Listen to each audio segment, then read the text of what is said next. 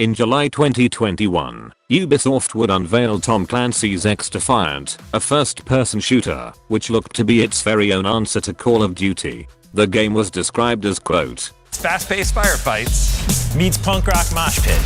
After reports of excessive spinning coming from Tom Clancy's grave, the company would drop much of the punk rock aesthetic, as well as the Tom Clancy branding, but at its core, the game would still be positioned as a Call of Duty multiplayer experience for the free-to-play market. I actually played a limited beta for Tom Clancy's Egg Salad around a year ago, and I honestly thought it was pretty damn good. The whole idea of putting a mix of Ubisoft's own factions together to form classes and giving them light Overwatch-like abilities is such a cool concept, and I remember myself enjoying the game quite a lot. The day of the game's launch, however, I roped in a couple of friends to jump on for a few rounds, and for some reason, it just didn't quite feel the same.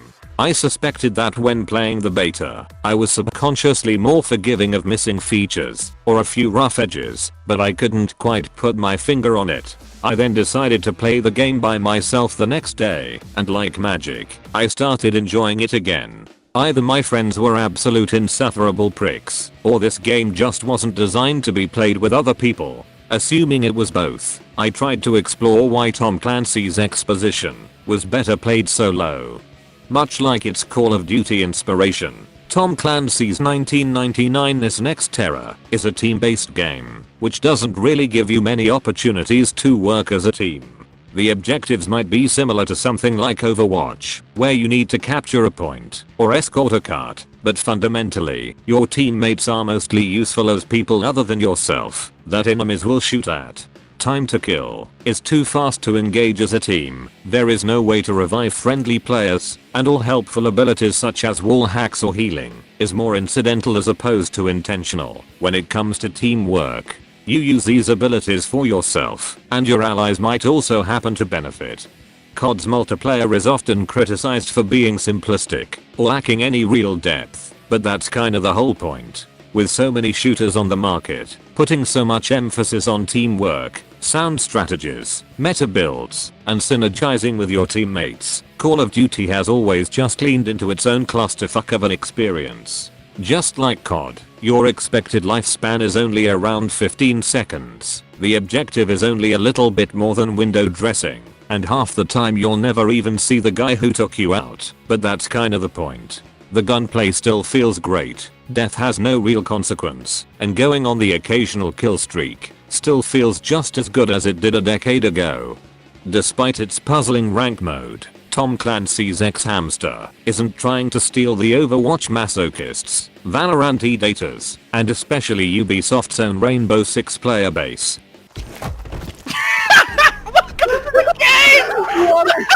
This is a game squarely targeted toward Call of Duty players, and if we look at it from specifically this light, it might actually have a really good shot.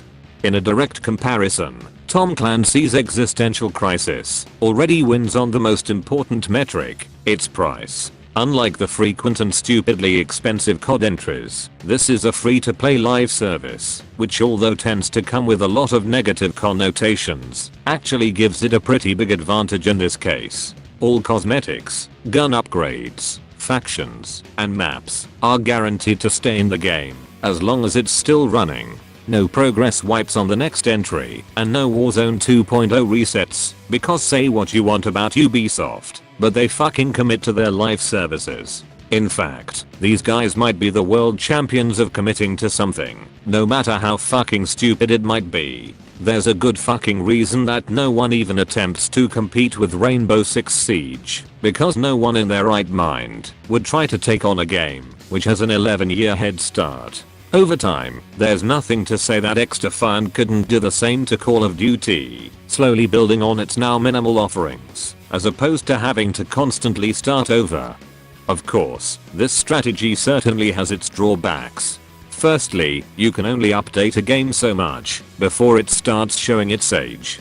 Games like Valorant get around this with a distinctive art style. Call of Duty doesn't worry about this problem because it releases sequels so frequently, and we are not even going to talk about how Overwatch did it because we'd be here all fucking day. The fact remains that one of XDefiant's biggest weaknesses is that it's the very definition of average when it comes to the looks department. It's obviously optimized with lower end hardware in mind, but for people rocking the good shit, it's really not pushing the graphics department all that hard. I actually find this so fucking strange, because Ubisoft actually released the best looking game of 2023 with its Avatar title.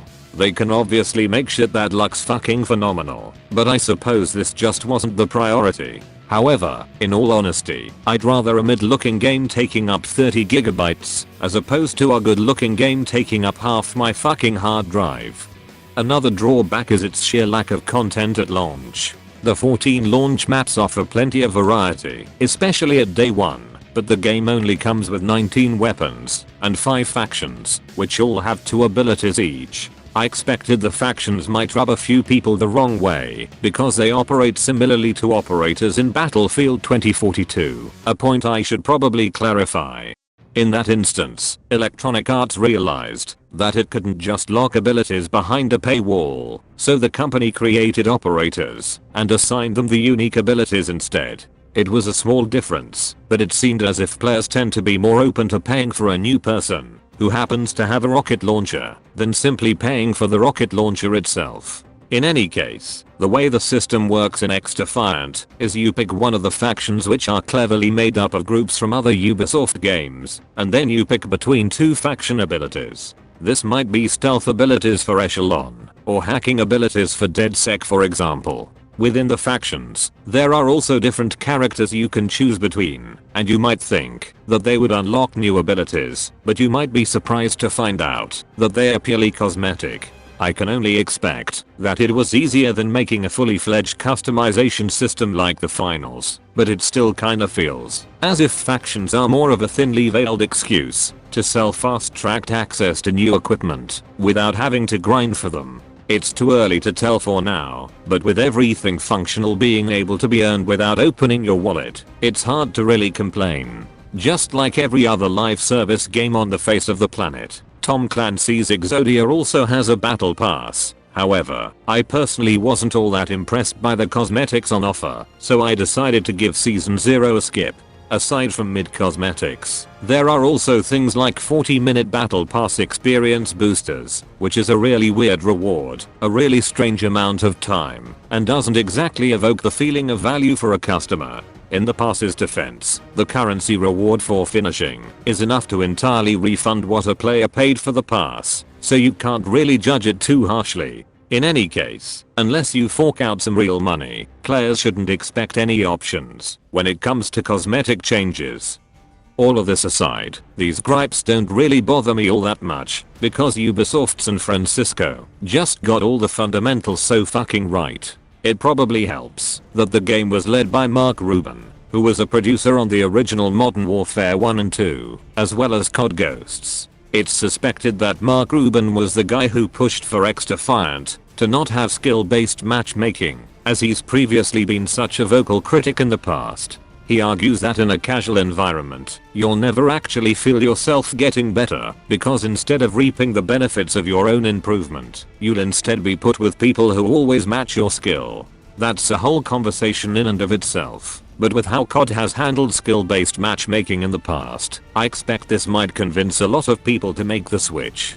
Just by playing the game, you can also tell that there were people on the team who absolutely worked on Call of Duty. The movement, gunplay, match format, and even map designs were taken straight from the COD template. I've often said that Ubisoft doesn't necessarily have too many original ideas, but they're really fucking good at taking an already good concept and refining it for their own needs. This is no exception. The gun modding, abilities, and even the fucking lobby are all just COD without the burden of having to be a Call of Duty game. COD without the bullshit, if you will.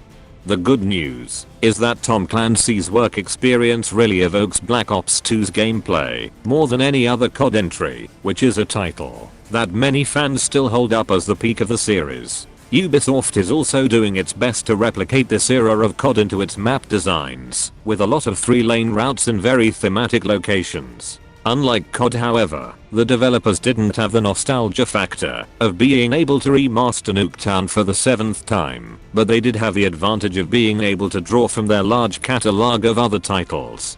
Players can fight in Yara from Far Cry 6, the Noodle HQ from Watch Dogs 2, and the Division's own versions of New York and Washington. A cynic might argue that these are just easy asset flips, but I personally fucking love this approach, as it lets you enjoy the greatest hits locations from a bunch of other games. The most exciting part of this idea is that there's a ton of potential when it comes to this concept. We could be fighting in Monterrey from Assassin's Creed 2, or Coastline from Rainbow Six, or maybe even a Pandora themed map, if Ubisoft bribed James Cameron with a new submarine. One of the current maps is a theme park, which is meant to feel fake and artificial, but it honestly took a while to notice, because that was the vibe I got from pretty much all the locations. I think that analogy probably describes the maps quite well, as they all feel ripped straight out of a theme park. I don't even mean this in a bad way either, because it seemed like the more the team leaned harder into a theme, the more interesting the maps tended to be. If this is the path that Tom Clancy's Extreme Sports is going down, then you might as well commit to making it interesting. If anyone really gave a shit about realism, they'd be up in arms that a zoo would charge less than $3.50 for a large coffee.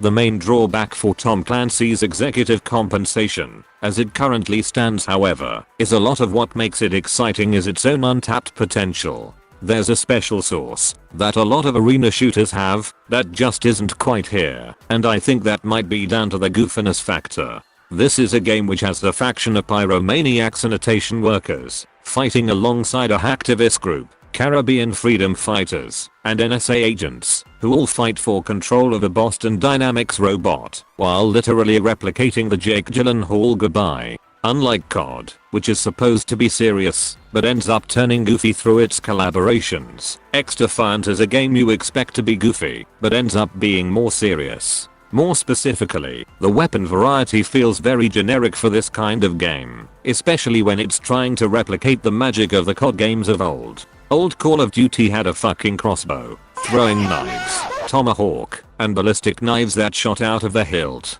I've always said that one of the best things about Titanfall is that so many weapons are underpowered, but they are also fun enough that you don't really care.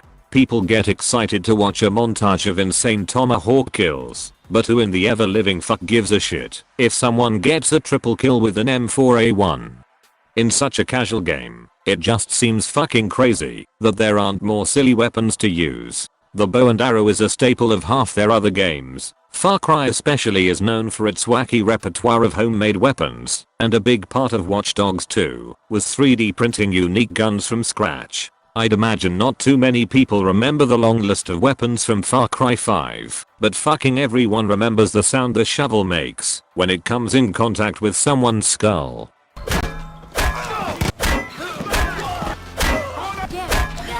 Of course, Tom Clancy's ex-girlfriend also has ultimate abilities. These act as faction-specific power spikes, which usually let the player be overpowered for around 10 to 15 seconds. This might let them become functionally immortal, or give them a flamethrower, but I personally didn't think they implemented these ultimates very well. Although admittedly it feels really fucking cool to use a lot of these abilities, and you obviously get a fuck ton stronger, the game is also very stingy when it comes to giving you access to them. In fact, because the matches are relatively short, it isn't all that uncommon for players to never end up earning a single ultimate in the first place, and even when you do, you're usually popping them in the last few minutes of the game. I'd like to stress that I'm not exactly the best player in the world, but if I'm at the top of the scoreboard and still didn't earn a single ultimate over the course of an entire match, something is seriously fucking wrong with the game's balancing. Call of Duty kill streaks often copped a lot of shit because only the top 5% of players could ever score 10 kills in a row in an even half consistent manner, but of course a lot of those developers went on to work on Titanfall, which actually solved this issue. Respawn Entertainment knew that it would be super fun to gatekeep the game's coolest toys to the best performing players, so they created a system where everyone would get access to Titans, but good players would just get them faster. I understand that the developers of Tom Clancy's Great Expectations don't want the game to devolve into a clusterfuck of ultimates, but there are ways to balance around this. Just having ultimates charging faster the longer the match goes on might be enough to fix this issue, but that's a problem for someone much smarter than myself. In any case, if the game had some meme weapons which weren't attached to any ultimate abilities, I think this in itself would solve a lot of these problems. Of course, there's also the usual balancing issues for any multiplayer shooter, and it's not uncommon to have an entire team made up of the same exact faction, but this will likely be smoothed out as more content is added. The good news is that it seems as if Ubisoft have a pretty sizable backlog of content they can put out, promising to release a new faction, new weapons, new maps, and new events every 3 months. The different factions are especially exciting, as we are yet to see any of Ubi's more popular IPs such as Assassin's Creed or Rainbow Six. They could also go balls to the walls and tap into their more niche titles such as For Honor or Ida's Republic, but that really depends on how crazy they want to go. I personally think that they should lean into the absurdity of it all and not try to pretend that this entire concept should be taken seriously, but I understand that might not be a popular opinion. Tom Clancy's Xbox 360 has obviously been wildly successful in its initial launch window, racking up a staggering 10 million players in the first 3 days of going live, numbers that even the biggest publishers could only dream of achieving. There's obviously a huge market for people who want Call of Duty without having to actually play a COD title, and assuming the game can actually maintain its momentum, we could be seeing a new staple in the shooter space. As long as COD doesn't become functionally free, they have absolutely nothing to worry